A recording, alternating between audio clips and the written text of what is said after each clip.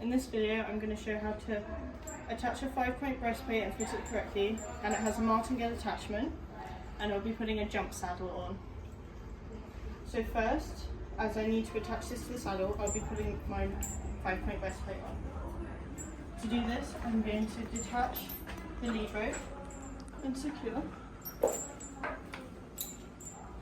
Once secured, I can place over the horse's head and rest it. Make sure nothing is catching that could cause any irritants to the horse, and reattach.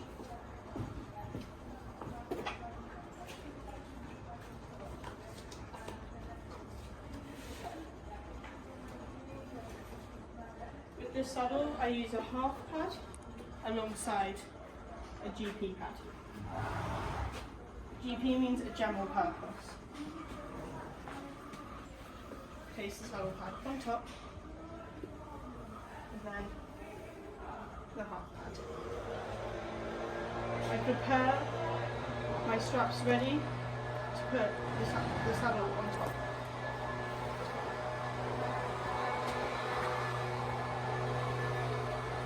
There is a little hole here that goes through, so then it can securely attach to the D-ring.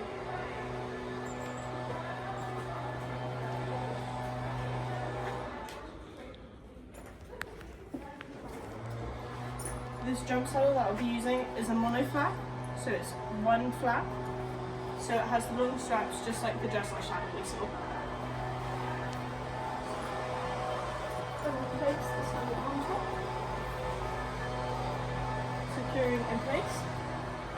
Whilst I'm here, I will check the fit, as the saddle is slightly forward cut, a jump saddle, so then we can rise and get into our jump position. I can't see any discomfort from her facial expressions, and there is no tight feeling. If I lift that down, I can see light through the saddle, so I'm happy with that fit.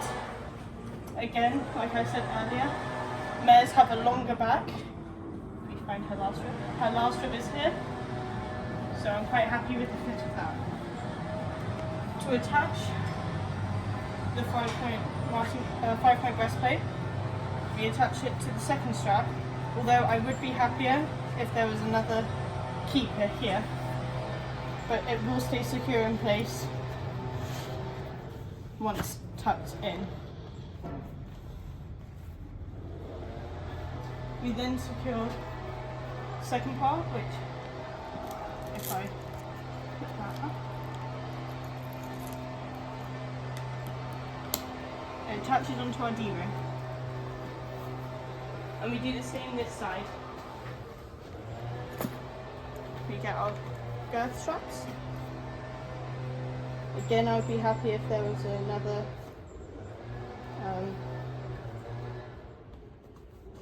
bit to secure, but yeah, okay, as it is all tucked in when we do up our girth.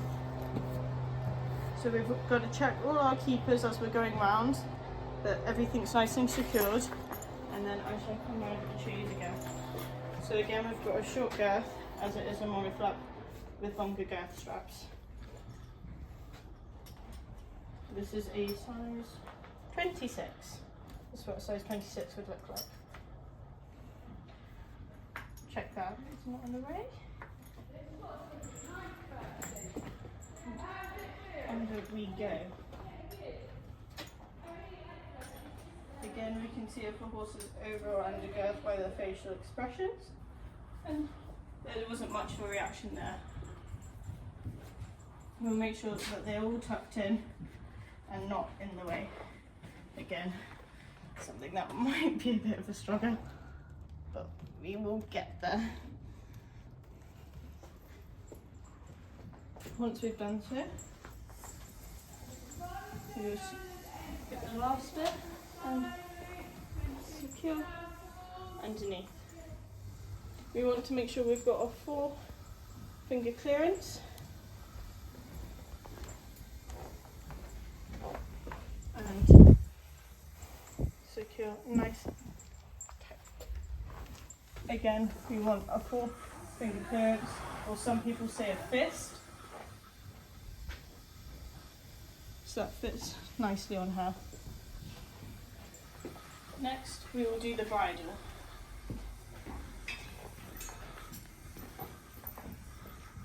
This horse wears a grackle bridle with a universal bit. So to attach the bridle, I will undo this knot and just thread the rope through. Once done so, I will detach the lead rope and place the reins over the head. We will then re-secure with the lead rope. We then take the head collar off and put the bridle on. If you need to, put your thumb in to encourage the horse to kick a bit, and the offside ear first, then the near side, and get through as much of that mane as you can. We start with the throat lash. Throat lash comes under and through, making sure we can fit 4 fingers. That fits quite happily, and tuck in all our keepers, checking as we go for our brow band and our headpiece that there's no pinching, and checking our keepers as we go as well. We want our grackle to be fitting nice and straight, and that it's sitting just behind and high up on our projecting cheekbones, and not causing any rubbing or irritants, as if let's say it was sitting here or lower, it may rub. So we do that up. Our top part of our figure 8 or our grackle, and this, unlike others, we want to be able to fit 1 finger here and 2 fingers here, so that it's nice and secure. And then the lower part does it just like a flash, making sure it's effective. The grackle stops horses from crossing their jaws over. You should be able to fit 2 fingers. So this I preferably like a little bit tighter, but sits well on her. You then want to re-secure the horse. Oh, that's not going to let me. So I will undo the head collar.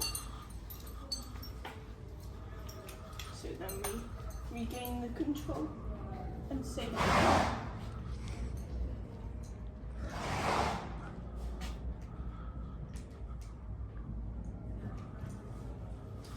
And we go back to our original safety knot.